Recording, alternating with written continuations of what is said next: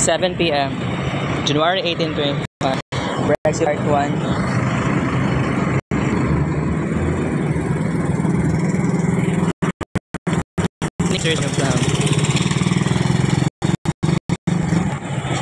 My Gmall Torel.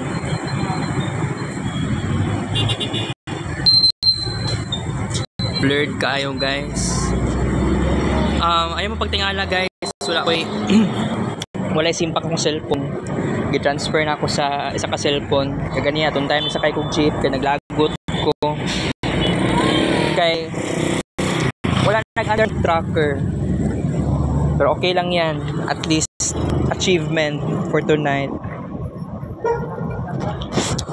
So, ginagmay na tas to ang vlog karon kay pauli na pug ko. Pero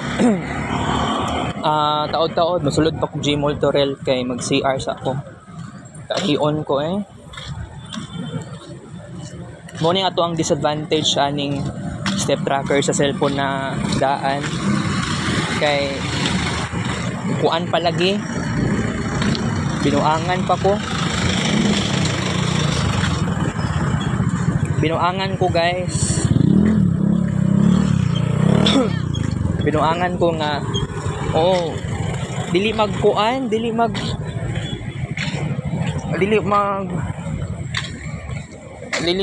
tuloy-tuloy ang counting sa kilometers na padagan sa jeep ang step tracker.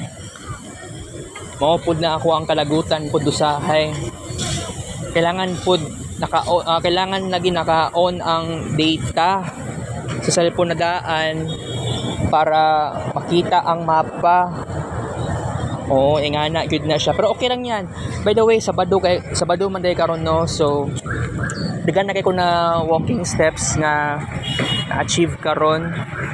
Pero ngano gibuhat na ko ni guys, truly because first gusto ko magpapayat. And then secondly, another reason, gusto ko talaga magparami ng walking steps lang talaga. Mao gyud na pinaka reasonable. Okay? Muna si Planet Venus. Alright.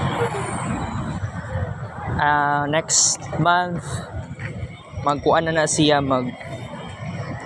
stationary retrograde.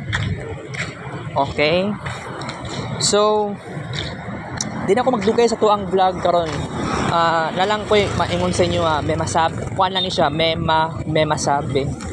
Para makaingon lang ko sa inyo karon nga kuan lang ko karon nga itagaan ta mong awareness kana ako diri sa Gmall Torel. So I have to say goodbye. Mato ko sulod mo CR ko. Kita ka sa breaks vlog, take a slow off.